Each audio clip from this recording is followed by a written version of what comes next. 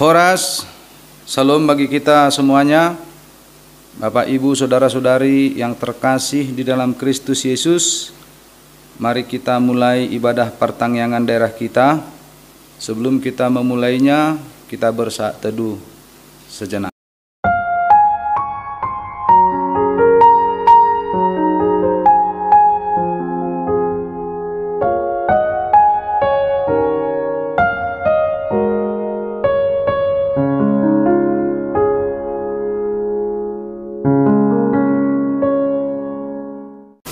Amin. Mari kita angkat pujian kita dari buku ND nomor 747 ayat 2 sampai ayat yang ketiga.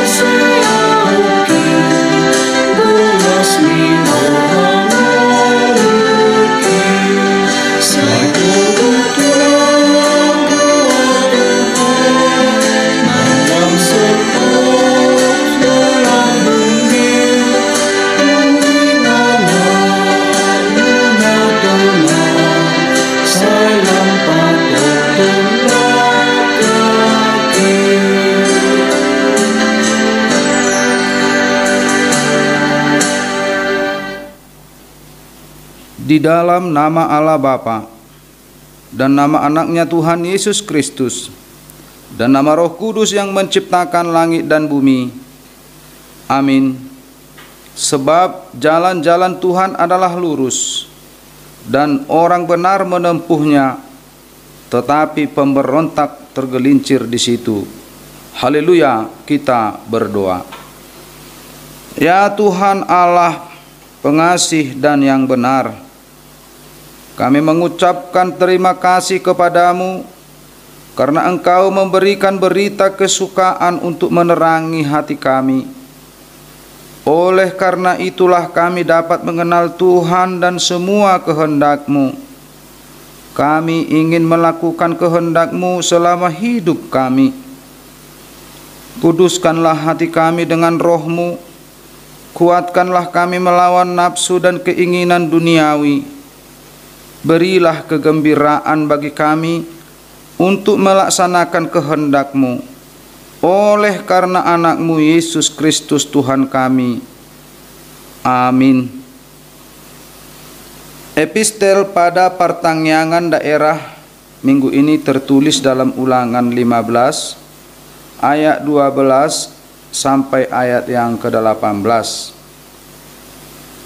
Apabila seorang saudaramu menjual dirinya kepadamu, baik seorang laki-laki Ibrani ataupun seorang perempuan Ibrani, maka ia akan bekerja padamu 6 tahun lamanya. Tetapi pada tahun yang ke-7, engkau harus melepaskan dia sebagai orang merdeka. Dan apabila engkau melepaskan dia sebagai orang merdeka, maka janganlah engkau melepaskan dia dengan tangan hampa. Engkau harus dengan limpahnya memberi bekal kepadanya dari kambing dombamu, dari tempat pengirikanmu, dan dari tempat pemerasanmu, sesuai dengan berkat yang diberikan kepadamu oleh Tuhan Allahmu, haruslah kau berikan kepadanya. Haruslah kau ingat bahwa engkau pun dahulu budak di tanah Mesir, dan engkau ditebus Tuhan Allahmu. Itulah sebabnya aku memberi perintah itu kepadamu pada hari ini.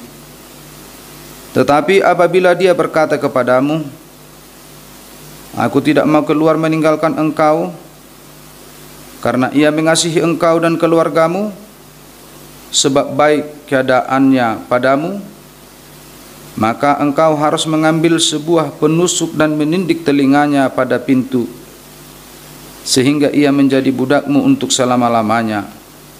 Demikian juga kau perbuat kepada budakmu perempuan. Janganlah merasa susah apabila engkau melepaskan dia sebagai orang merdeka, sebab 6 tahun lamanya ia telah bekerja padamu dengan jasa 2 kali upah seorang pekerja harian. Maka Tuhan Allahmu akan memberi engkau dalam segala sesuatu yang kau kerjakan. Demikian firman Allah. Berbahagialah orang yang mendengar firman Allah serta yang melakukannya. Amin. Kita bernyanyi dari buku Ende nomor 749 ayat 1.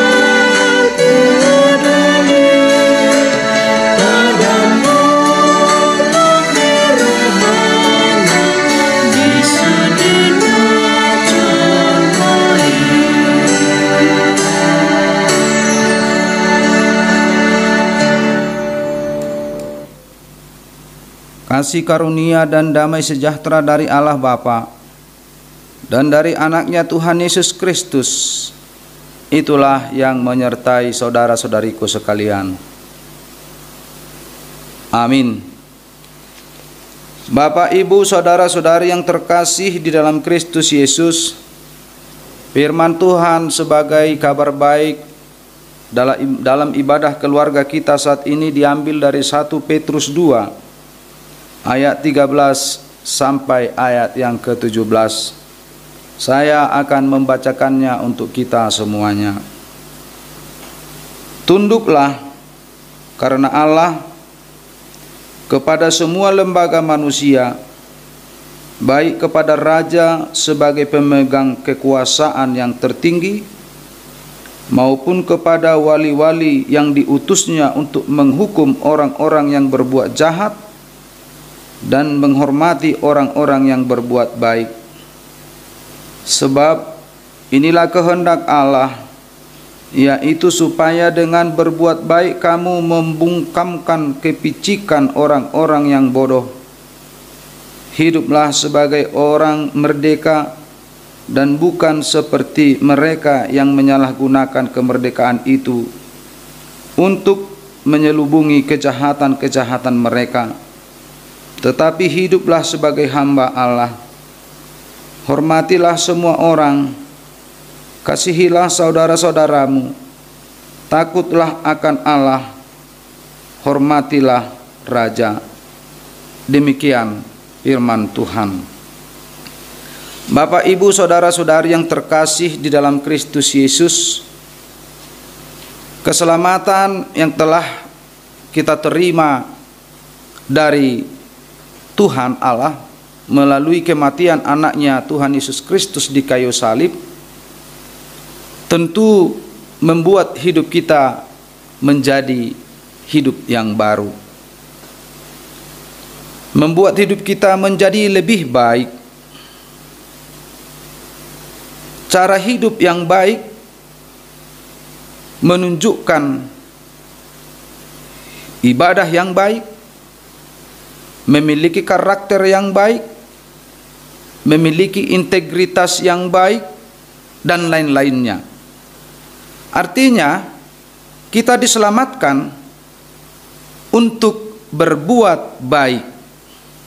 Kita diselamatkan untuk hidup teratur dan taat.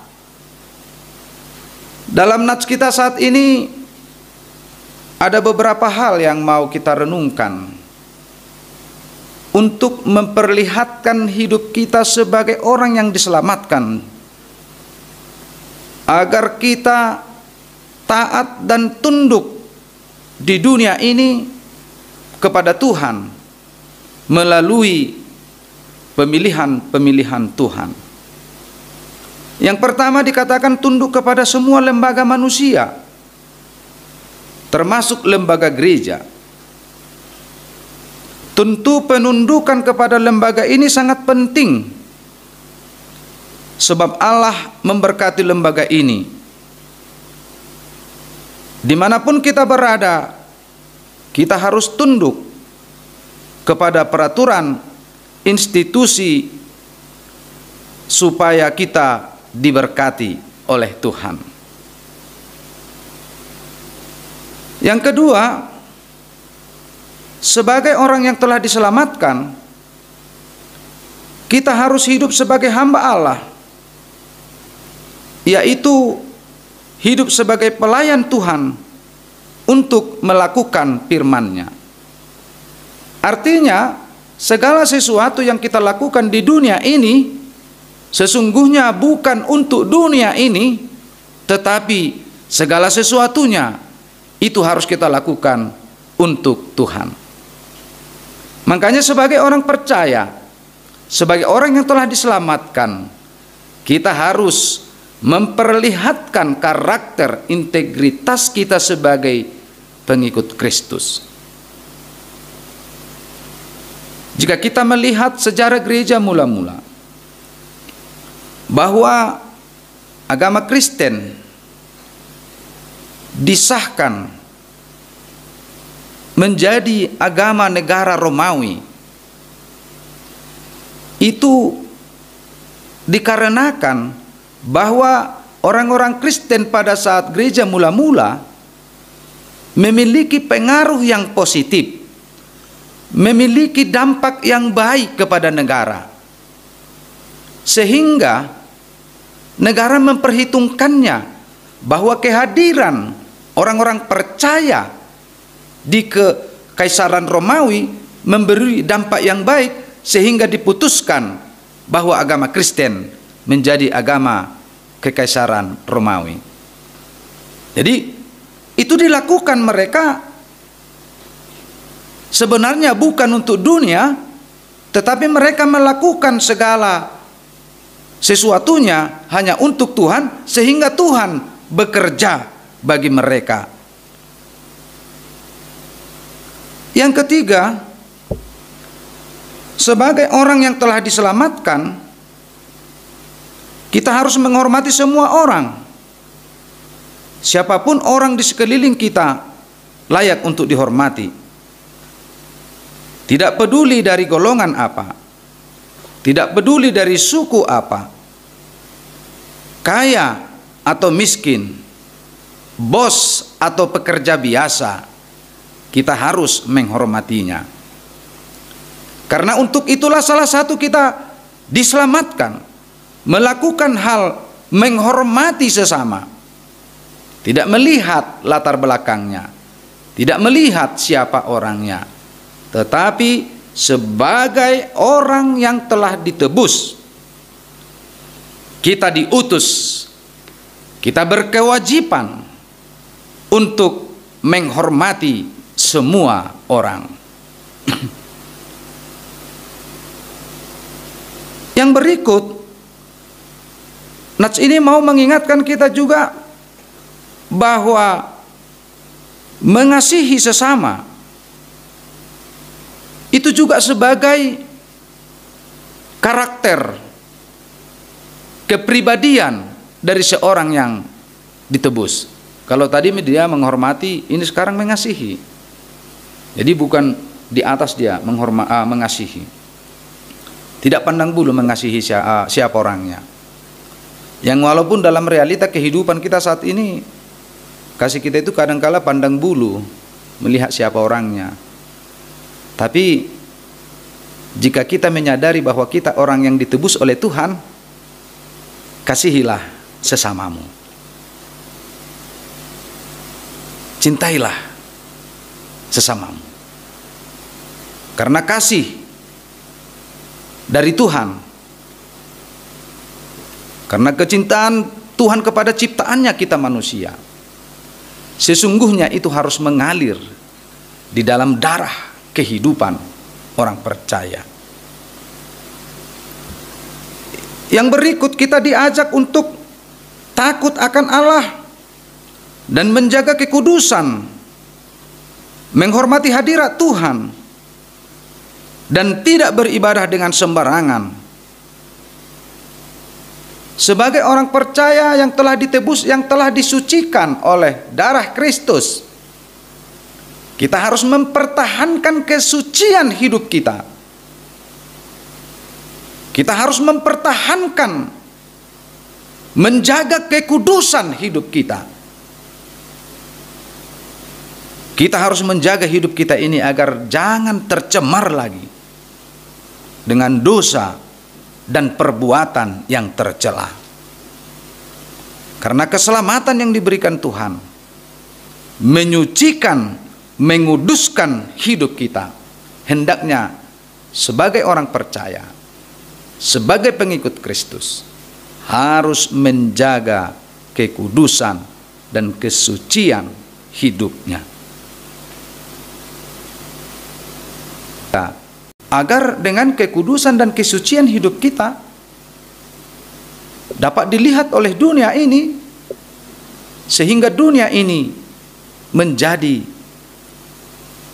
dapat melihat,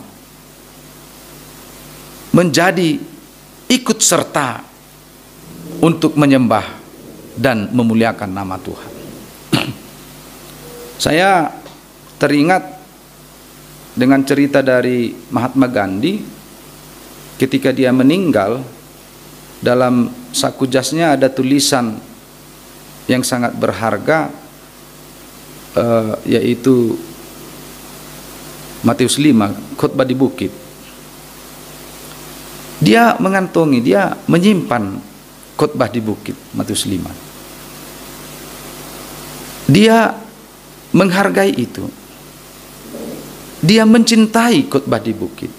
Tetapi dia tidak mau jadi Kristen. Karena apa? Karena dia melihat kepribadian Kristen saat itu tidak seperti dalam Matius 5 tersebut. Artinya dia melihat keberadaan orang Kristen pada saat itu merugikan dan bertolak belakang dengan ajaran yang dia anut. Kehadirannya menjadi batu sandungan kepada orang lain. Berbeda dengan orang Kristen pada saat gereja mula-mula. Karena ketekunannya, karena ketaatannya, dan karena mereka memiliki damai dan cinta kasih, maka negara Kekaisaran Romawi memastikan itu, mensahkan itu menjadi agama Kekaisaran Romawi. Kenapa? Karena kehadiran umat Kristen memberi dampak yang positif. Bagi Mahatma Gandhi tadi, kehadiran umat Kristen itu menjadi batu sandungan. Itu sebabnya dikatakan sebagai orang percaya, sebagai orang yang telah ditebus, dia harus menjaga kekudusannya, dia harus menjaga kesuciannya, agar jangan tercemar sehingga dunia ini dapat melihatnya, dan dunia ini berubah dan beralih mengarahkan hidupnya hanya kepada Tuhan. Oleh sebab itu, Bapak Ibu saudara-saudari yang terkasih di dalam Kristus Yesus, marilah kita memperlihatkan jati diri kita, memperlihatkan karakter kita sebagai pengikut Kristus. Kita hidup di dunia ini, kita tinggal di dunia ini, di tengah-tengah orang yang berdosa, tetapi jangan sampai kita terkontaminasi dengan dunia ini. Dan itulah bedanya orang-orang yang telah menerima keselamatan dengan dunia ini. Oleh sebab itu, hidup orang Kristen jangan menjadi batu sandungan kepada sesamanya, tetapi harus menjadi garam dan terang bagi orang lain. Amin. Kita berdoa.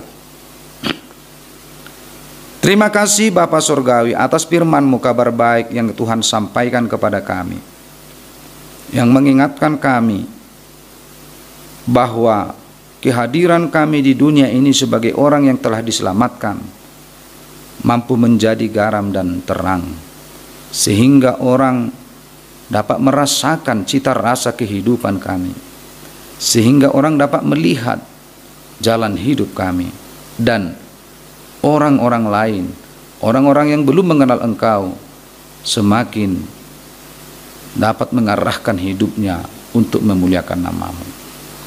Dengan kuat kuasa-Mu kami mampu melakukannya.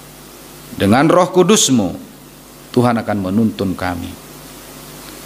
Pada saat ini kami mau berdoa kepada seluruh jemaat-Mu, mulai dari anak-anak, orang dewasa dan orang tua. Berkati hidup mereka dalam aktivitasnya setiap hari. Apapun yang mereka lakukan, kiranya menjadi kemuliaan bagi nama-Mu saja. Banyak sungguh yang kami rindukan dalam hidup kami. Kami serahkan ke tangan pengasihan-Mu, agar dalam kehidupan kami kehendak-Mu yang jadi. Ampunkan kami dari segala dosa kami, agar kami semakin layak menerima berkat, agar kami semakin layak memuji dan memuliakan nama-Mu. Terpujilah Engkau ya Tuhan, kekal sampai selama-lamanya. Amin.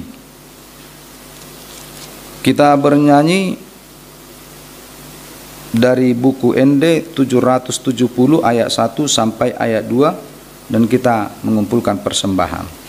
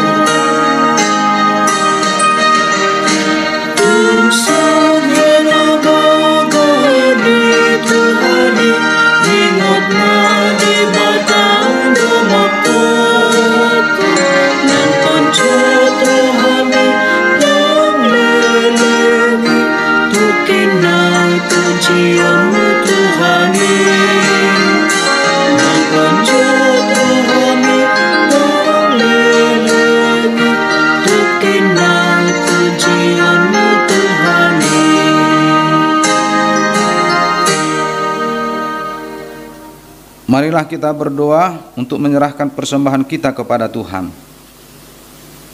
Ya Allah Bapa kami yang di sorga, kami mengaku bahwa Tuhan adalah sumber dari segala karunia yang melimpah dalam kehidupan kami masing-masing. Sebahagian daripada karunia itu kami serahkan kembali sebagai persembahan kepada Tuhan.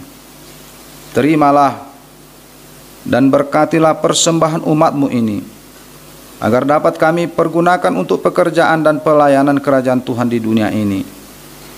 Bukalah hati kami untuk mengenal betapa banyak berkat dan karunia yang kami peroleh dari Tuhan, supaya kami senantiasa bersyukur kepadamu. Di dalam nama Yesus Kristus Tuhan kami. Amin. Mari kita bersama-sama mengucapkan doa Bapa kami. Bapa kami yang di sorga, dikuduskanlah namamu. Datanglah kerajaanmu. Jadilah kehendakmu di bumi seperti di sorga. Berikanlah kami pada hari ini makanan kami yang secukupnya, dan ampunilah kami akan kesalahan kami, seperti kami juga telah mengampuni orang yang bersalah kepada kami. Dan janganlah membawa kami ke dalam pencobaan, tetapi lepaskanlah kami daripada yang jahat. Karena Engkau punya kerajaan, dan kekuasaan, dan kemuliaan sampai selama-lamanya. Amin. Anugerah Tuhan kita Yesus Kristus, kasih setia dari Allah Bapa, dan persekutuan Roh Kudus yang menyertai saudara-saudariku sekalian.